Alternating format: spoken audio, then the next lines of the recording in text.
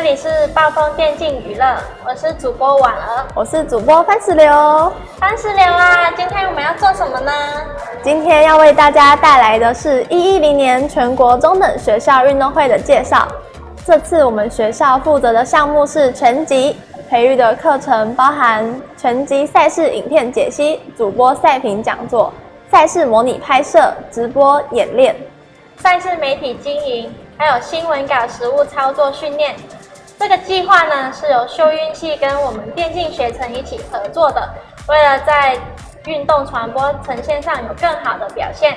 本校修运系还有电竞学程都提供了丰富的设备、专业的课程和专业的老师，并共同提出了109年数科大运动传播人才计划，并进行直播110年全大运、全中运，还有教育部核定的电子竞技运动赛事。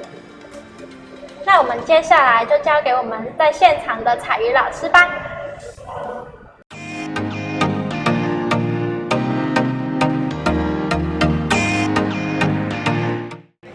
大家好，我是树德科技大学电竞学程的彩瑜老师。所在的现场呢是云林的2轮国中。那为什么我们在这里呢？因为我们参加110年的全国中等运动会，就是所谓的全中运的一个拳击转播赛事。我们参与呢教育部体育署运动传播人才计划，我们负责转播这一次的拳击项目。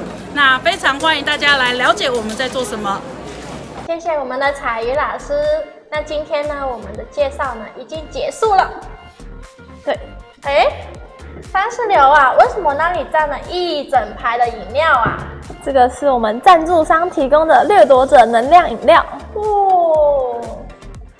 听说啊，今天起到4月24号呢，大家也可以到我们的设计大楼地下1楼电竞馆外面的一个 Panis Night 的摊位领取我们的能量饮料。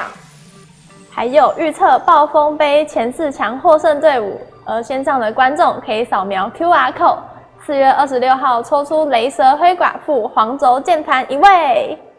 那谢谢大家的收看，记得关注暴风电竞娱乐，我们下次见，拜拜。